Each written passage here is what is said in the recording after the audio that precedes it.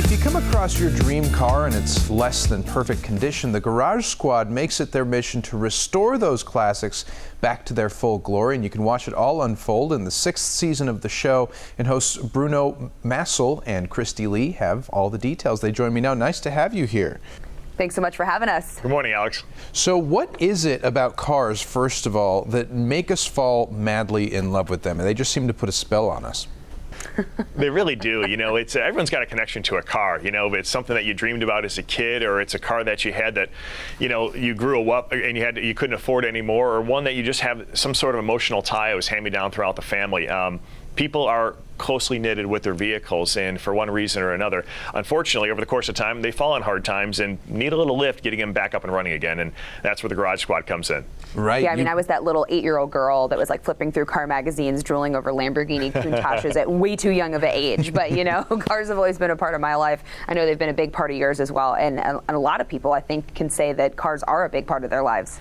And like I mentioned, it's the 6th season, so if someone hasn't tuned in before, of course it's developed, it's changed as the seasons have gone on, but what can they expect from the show?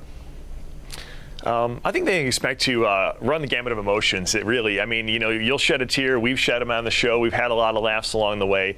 For us, it's really about making an emotional connection, not only with the viewers at home, but with the families we deal with. Garage Squad, in a nutshell, is people submit a car to us, a car that they feel closely tied to, that they're just not able to get up and running again on their own. Some of these cars have been sitting for decades. So we'll come to their house, we'll work with them over the course of a week and get that car back up and running again. And at the end, they're able to unveil that car to all their family and friends. So we're telling their story, telling the story of the car, and you know, hopefully bringing a smile to somebody's face who really needs it. And what would you say was one of the toughest restorations that you took on? I mean, we've definitely had a few this season.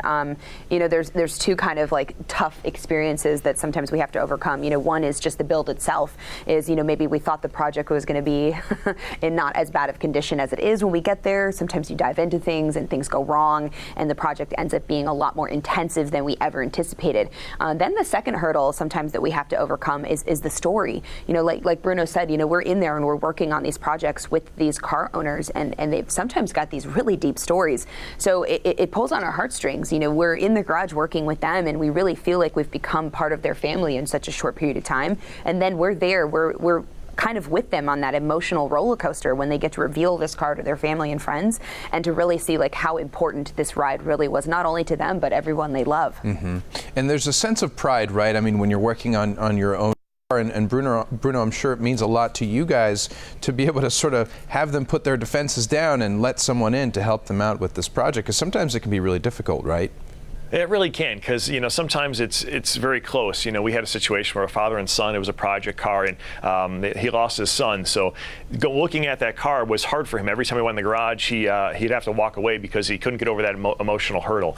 But through the course of a week, we were able to not only get him back working on the car, let him heal in some sort of a way, and able to drive out in that car as a remembrance to his son, you know, and it's something that put a smile on his face instead of something that emotionally upset him over the course of time. So it's tough all the way around, opening up sometimes emotionally and as physically as well, because these are your babies, these cars, and to let somebody come in there and put their hands all over it, it's tough to do. But I think usually by the time we get halfway through day one, they realize that we have a vested interest in this vehicle as much as they do, and we kind of know what we're doing.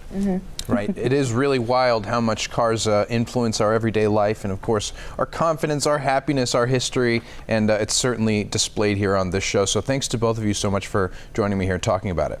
Of course. Thanks for having us.